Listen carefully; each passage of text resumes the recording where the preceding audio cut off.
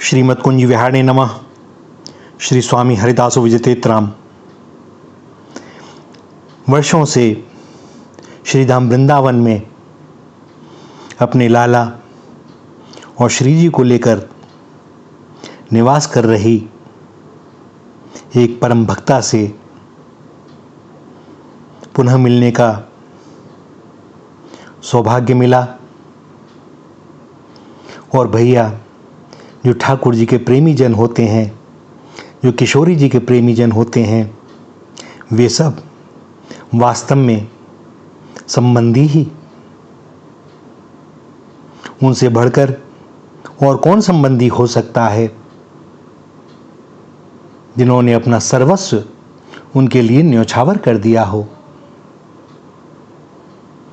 जीवन की धीरे धीरे अधेड़ अवस्था आ गई है उनकी, और बस वही लाला और श्री जी, उन्हीं की सेवा, यमुना पुलिन, भजन, बस संतों के दर्शन, सत्संग, सानिध्य। और लाला ने उनके सारे योगक्षेम का भार स्वयं उठा रखा है। सो जब मिलना हुआ, लाला कैसा है पूछा सखी से सहधर्मिणी ने। और लाला कैसा है पूछा सहधर्मिणी से सखी ने। दोनों की हृदय मातृत्व भाव से और नेत्र वात्सल्य भाव से भर उठे। इस प्रश्न का उत्तर तो कोई है नहीं। इस प्रश्न का उत्तर तो मात्र नेत्रों में घुमड़ रहे आनंदातिरेक से ही किंचित व्यक्त हो सकता है। दो माएं, दो लाला, माँ और लाला, यशोदा और नंदलाल। सखी ने कहा कि विगत शीत ऋतु में अस्वस्थता और क्षणभंगुर जीवन के बारे में चिंतन कर विचार किया कि अपने लाला को कहीं किसी मंदिर में सौंप दूं, ताकि उनकी नित्य सेवा पूजा भली प्रकार होती रहे। अब इस जीवन का क्या भरोसा। सो उन्होंने श्री धाम के एक प्रसिद्ध सिद्ध स्थान पर वहाँ के पुजारी से बात की, जो वर्षों से उनसे परिचित हैं। तो उन्होंने सहर्ष स्वीकृति दे दी। और फिर एक दिन उनके लाला ने जाने की तैयारी की।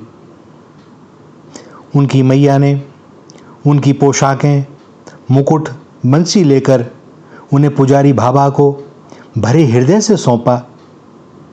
बिछुड़ने का ऐसा दुख कि हृदय फटा जाता था, किंतु सांत्वना यही कि यहाँ इनकी भली प्रकार सेवा पूजा हो सकेगी, इन्हें कोई कष्ट ना होगा। मैं रहूं ना रहूं तो इनका क्या होगा। माँ होती ही ऐसी है। संतान का भविष्य सुरक्षित, अब जब चाहे काल अपने साथ लेवा ले चले। भारी कदमों से कुटिया को लौटी, पांव उठते न थे।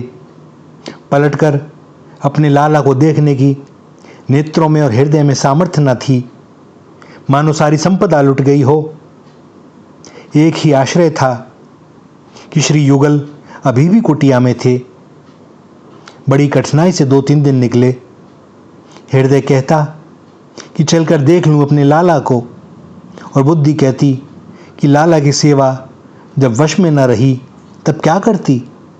अब उनकी सेवा अच्छी होती होगी, अब जैसा वे चाहें सो हो। अंतोगत्वा माँ का हृदय अस्वस्थता की दिशा में भी कुछ किलोमीटर दूर उस स्थान की ओर देह को ठेल कर ले चला। झांक कर देखा तो मंदिर में लाला नहीं। हृदय धक्क सा रह गया, मूर्छा ही आनी शेष रही।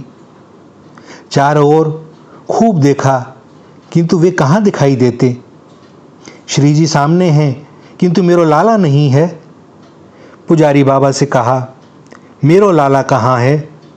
बाबा ने श्री जी के पास जाकर उनके समीप बैठे लाला के मुख से ऊनी टोपा ऊपर किया। हाय, कालिमा से भरा लाला का क्रशकाय हुआ गात। अरे लाला, ये क्या दशा भई तेरी?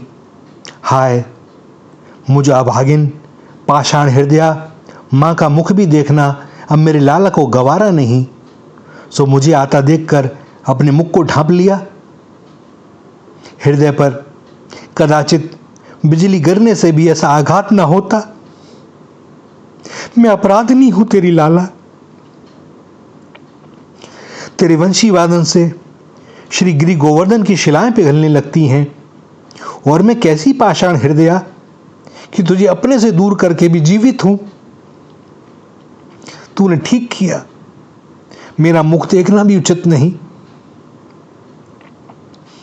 भरे हृदय से कुछ समय बाद पुजारी जी से कहा, बाबा मेरो लाला मुझको लौटा दो।